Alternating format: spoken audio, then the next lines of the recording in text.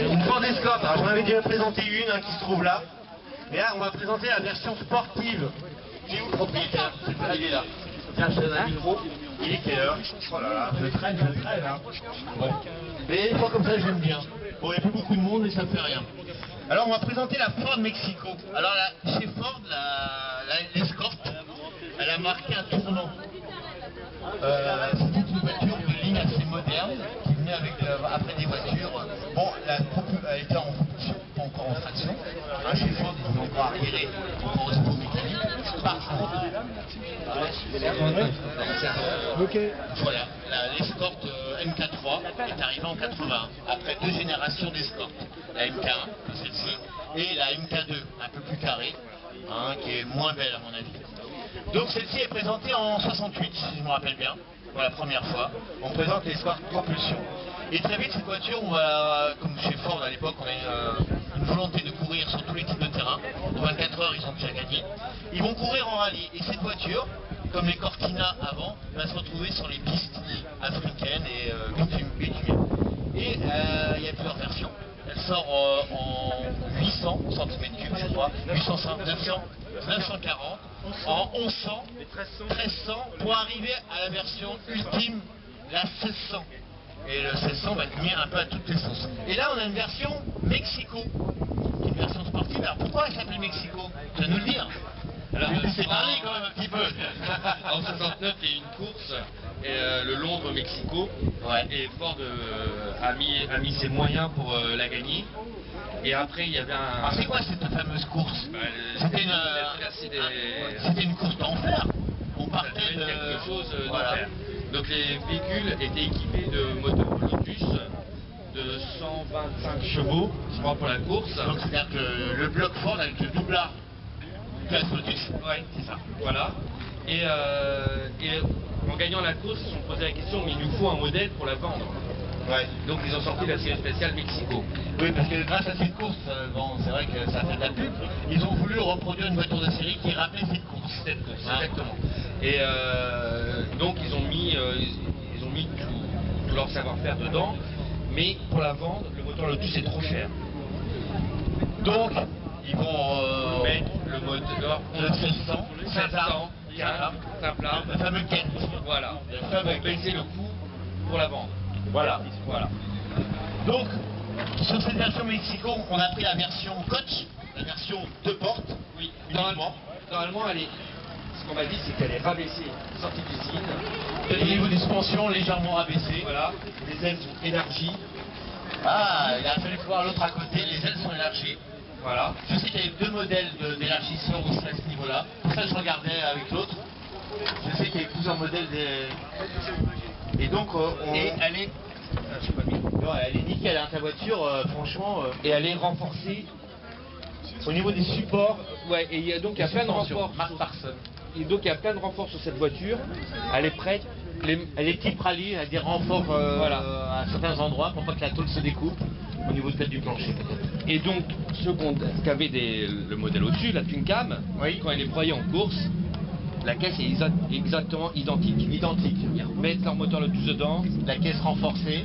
Voilà, ils repartent, ils la rebroient. D'accord. Donc celle-là a servi de pièces détachées. Enfin, les Mexico ont servi de réservoir de pièces pour ceux qui avaient des Twin Cam. Parce qu'au-dessus de la gamme, il y avait la fameuse RS. Voilà. C'était le haut de gamme de ces Ford.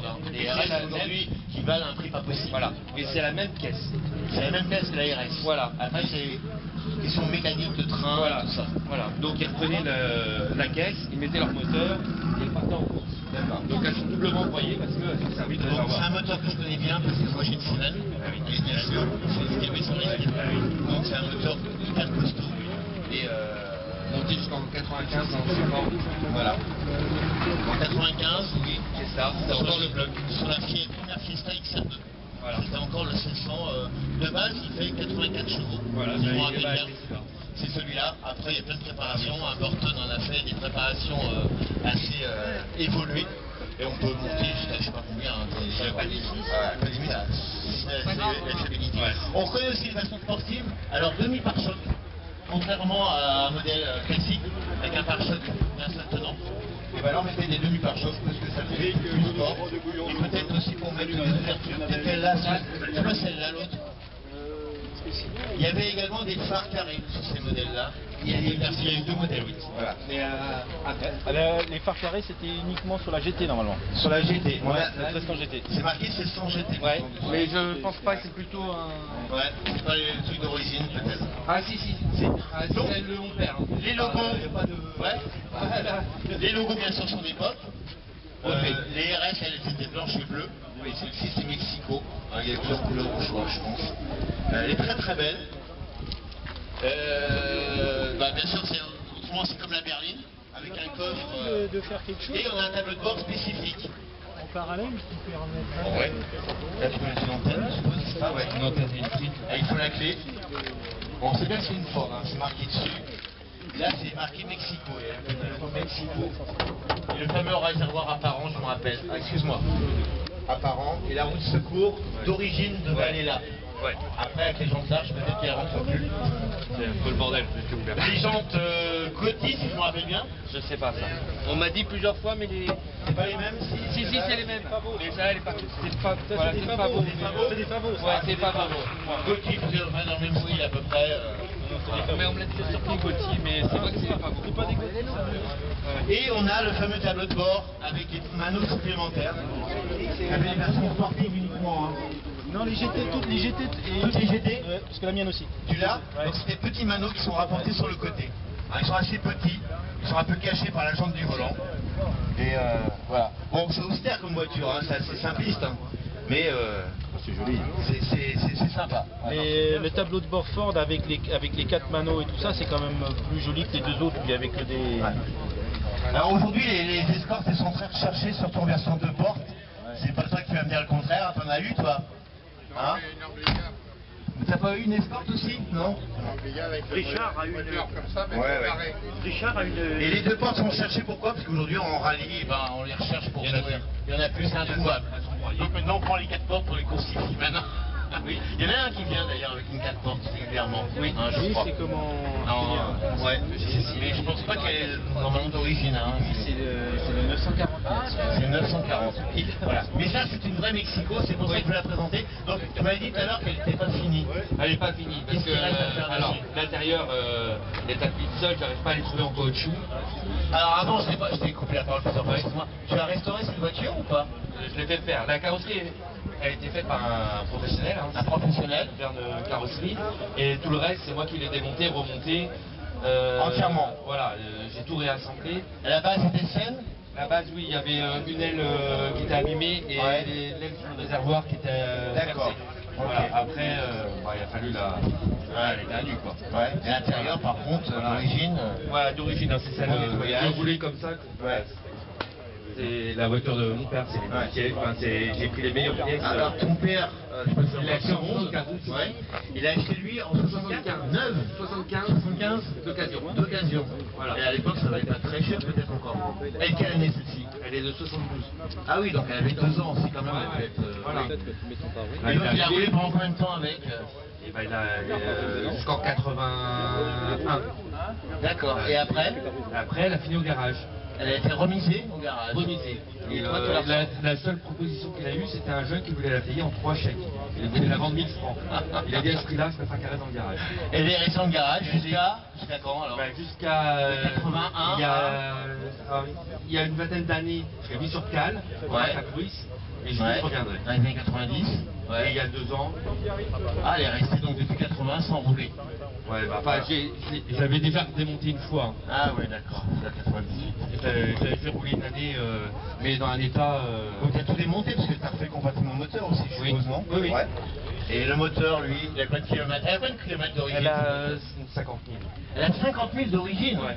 Elle a 50 000 d'origine. Voilà. Eh, Et donc, franchement. la culasse a été refaite la semaine dernière.